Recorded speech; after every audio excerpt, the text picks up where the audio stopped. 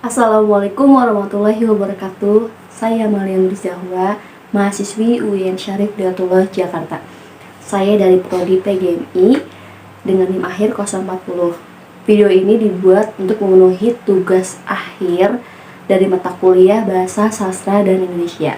Berikut ini adalah video tentang poin-poin materi selama pembelajaran semester 4. Yang pertama adalah deskripsi benda. Nah, kata benda atau nomina adalah kata-kata yang merujuk pada bentuk suatu benda. Bentuk benda dapat bersifat abstrak ataupun konkret. Kemudian nomina ini adalah kata yang mengacu pada manusia, benda, dan konsep atau pengertian segi semantis. Nomina atau kata benda adalah nama seorang, tempat, atau benda. Kemudian dibagi menjadi dua, kata benda konkret dan abstrak. Nah, konkret adalah kata yang lebih mudah diserap oleh indera. Dan kata-kata abstrak adalah kata-kata yang rujukannya tidak mudah dirasakan oleh indera. Konkret ini dibagi dua, benda mati, benda hidup. Benda mati contohnya batu, tanah, motor, pasir, dan sebagainya. Benda hidup contohnya siswa, pohon, rumput, ikan, burung, ayam, dan sebagainya. Nah, kemudian contoh dari abstrak adalah seperti yang semua yang dirasa ya, kegagalan, kejahatan, senang, sedih, galau, dan lain-lainnya. Kemudian kedua ada identitas diri. Menurut KBBI, nama diri adalah nama untuk menyebut diri seorang, benda, tempat tertentu, dan lain-lain. Ciri sebuah nama diri ialah bahwa nama diri itu tidak mencakup dan tidak dicakupi oleh nama diri lain. Jadi, nama diri tidak memiliki superordinat atau subordinat. Artinya, sebuah nama diri itu selalu berdiri sendiri. Nggak ada nama diri lain yang menjadi superordinat yang di atasnya atau yang menjadi subordinat yang ada di bawahnya. Kemudian yang ketiga ini adalah kata sapaan. Sapaan adalah kata atau frase yang digunakan untuk menyapa, menegur atau menyebut orang yang diajak bicara, atau juga saling merujuk dalam suatu pembicaraan dan yang berbeda-beda menurut sifat hubungan antara pembicaranya. Ciri-cirinya seperti kayak bu, pak, ya, ayah gitu. Nah, ciri kata sapaan ini turut mencerminkan norma etika yang berlaku di masyarakat. Pemilihan bentuk kata sapaan adalah salah satu jalan untuk memberi penghargaan kepada seorang.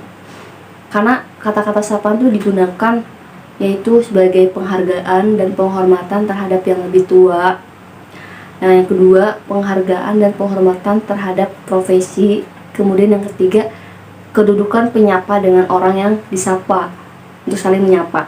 Kemudian memuat unsur pujian, memuat unsur rasa memiliki, kemudian latar belakang daerah tempat tinggal, situasi formal dan non formal. Kemudian yang terakhir adalah kedekatan penyapa dengan orang yang disapa dan situasi perasaan. Jadi kalimat sapaan ini sangat berharga, sangat penting karena ini mencakup moral-moral etika yang bisa kita lakukan ketika berbicara kepada masyarakat. Kemudian yang keempat ini ada dialog, epilog, dan prolog. Dialog ini berasal dari bahasa Yunani yaitu dialogos yang berarti percakapan. Kata prolog, kemudian prolog diambil dari bahasa Yunani prologos di mana pro artinya sebelum dan logos artinya kata. Dengan demikian prolog bisa disebut sebagai kata pembuka yang berada pada bagian pendahuluan sebuah naskah. Kemudian kalau epilog dari bahasa Yunani yaitu epilogos yang memiliki arti kesimpulan, sedangkan dalam KBBI epilog adalah bagian penutup sebuah karya sastra yang berfungsi menyampaikan intisari cerita atau menafsirkan maksud karya tersebut oleh seorang aktor pada akhir cerita. Kelima, di sini ada membaca dan membaca teks. Membaca merupakan proses memahami pesan tertulis dengan menggunakan bahasa tertentu yang disampaikan oleh penulis kepada pembacanya. Ada beberapa syarat untuk menjadi pembaca yang baik. Di antaranya adalah pembaca yang baik tahu mengapa dia membaca, tujuan apa dia membaca, kemudian memahami apa yang dibacanya, harus menguasai kecepatan membaca. Petunjuk adalah suatu tanda untuk menunjukkan atau memberitahu pemakaian proses, cara, atau penggunaan sesuatu. Adapun tata cara membaca dengan baik dan benar yaitu memilih waktu yang tepat untuk membaca, kemudian berdoa sebelum belajar sesuai dengan kepercayaan masing-masing, dan memilih tempat dan suasana yang cocok untuk membaca karena agar nyaman suasananya. Kemudian meningkatkan motivasi membaca. Terus posisi membaca yang benar, konsentrasi, menyiapkan hal-hal yang bisa membantu kita dalam membaca seperti pulpen, memberi garis atau stabilo pada kalimat yang penting, dan membaca dan harus membaca ulang buku tersebut. Karena kalau kita membaca tapi kita nggak tahu tujuan apa motivasinya, itu pasti kita membacanya salah-salah, tidak memahami isi kandungan yang dalam buku tersebut. Selanjutnya ada tata cara membaca puisi dan teks. Puisi merupakan ragam sastra yang bahasanya itu terikat oleh irama, matra, rima, serta penyusunan lirik dan bait. Puisi juga nih bisa diartikan sebagai gubahan dalam bahasa yang bentuknya dipilih, kemudian ditata secara cermat. Seorang yang baca puisi itu harus memperhatikan teknik vokalisasi, artikulasi, intonasi, kemudian ekspresinya dan penampilan dan gaya dalam bacaan puisi agar isi puisi dapat tersampaikan dengan baik dan dipahami oleh pendengar. Kalau misalkan si pembaca puisi itu tidak memahami maknanya, bagaimana pendengar bisa mengerti akan makna yang dibawakannya. Dan yang ketujuh ada menulis tegak bersambung. Nah, di sini menurut Mulyana menyatakan bahwa pengertian menulis tegak bersambung atau menulis halus adalah kegiatan menghasilkan huruf yang saling bersambung. Menulis huruf tegak bersambung memberikan banyak manfaat terhadap anak, yaitu merangsang perkembangan motorik anak. Menulis lebih cepat dan tulisan yang dihasilkan itu lebih indah dan lebih rapih.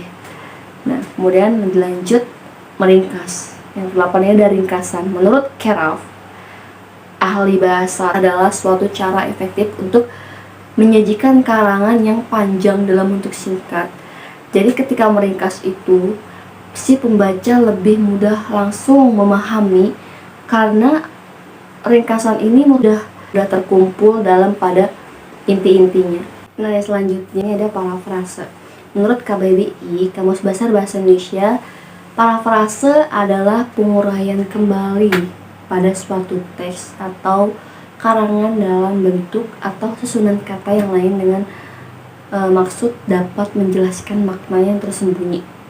Dan lalu hakikatnya parafrase ini adalah merubah atau mengalihkan suatu bentuk bahasa menjadi bentuk bahasa yang lain tanpa mengubah makna atau pengertian serta kandungan di dalamnya. Nah, lanjut ada surat resmi dan surat pribadi. Surat pribadi adalah surat yang tidak bersifat surat yang bersifat personal atau tidak resmi, bebas menggunakan bahasa sehari-hari dan berisi masalah-masalah pribadi. Dan surat resmi merupakan surat yang digunakan untuk keperluan resmi atau formal oleh pihak tertentu, baik itu perorangan, organisasi, lembaga maupun instansi tertentu, guna melakukan komunikasi satu sama lain secara resmi. Nah, kemudian contoh surat pribadi ini seperti kita mengirim kepada sahabat kita, teman kita, orang tua kita, kerabat-kerabat kita yang lainnya, seperti itu. Kalau surat resmi ini contohnya ada surat undangan kepada Pak Gubernur, atau surat undangan kepada Pak Presiden, atau mungkin surat undangan kepada pemateri atau siapa yang mengisi suatu acara. Nah, kemudian yang ke-11 ini ada formulir dan kwitansi. Menurut Rama dan Jones tahun 2008, formulir adalah dokumen terpola yang berisi file kosong yang dapat diisi pengguna dengan data. Kemudian kwitansi dalam Kamus Besar Bahasa Indonesia memiliki bahasa baku yaitu kwitansi yang memiliki arti surat bukti penerimaan uang. Nah, bukti penerimaan tersebut biasanya selalu ada dalam setiap transaksi yang dilakukan, seperti pembelian. Nah, kemudian yang terakhir di sini adalah ada naskah pidato. Menurut Goris Keraf 2009 mengatakan bahwa pidato adalah suatu bentuk perbuatan berbicara di depan umum atau orang dalam situasi tertentu untuk dalam tujuan tertentu dan kepada pendengar yang tertentu. Kenapa? Karena ketika kita berbicara itu pasti ada tema dan judul setiap acaranya. Nah, kemudian menurut Keraf ini tujuan berbicara terbagi menjadi 5. Yang pertama, si pembicara itu mampu mendorong dan memberi semangat pada pendengar. Dalam berbicara depan umum seorang diharapkan dapat menarik perhatian khalayak ramai untuk mau memperhatikan apa yang sedang ia bicarakan. Tentunya hal ini tuh harus diawali dengan semangat dan memberikan positive vibes ketika pembukanya, dan dalam diri pembicara itu harus ditularkan kepada pendengar. Jadi pendengar itu mau mendengar. Kemudian pembicara ini harus membuat pendengar itu langsung mengerti akan makna yang dibawakan, inti tujuan yang dibawakan. Karena apa? Kalau misalkan pembicaranya menyampaikan yang bertele-tele dan tidak langsung pada intinya atau tersusun dengan rapi, itu mendengarnya juga kurang suka. Kemudian terbitlah kebosanan, tidak ingin mendengar. Selesai sudah poin-poin materi pembelajaran mata kuliah BSI semester 4 ini. Saya ucapkan mohon maaf yang sebesar-besarnya dari saya pribadi dan kami kelas 4B jika pernah melakukan kesalahan, dan terima kasih banyak kepada Pak Dindin selaku dosen pengampu mata kuliah Bahasa Sastra dan Indonesia atas dedikasi dan ilmu pengetahuan serta nasihat dan pengalaman-pengalaman. Semoga ilmu yang bermanfaat. Terima kasih. Wassalamualaikum warahmatullahi wabarakatuh.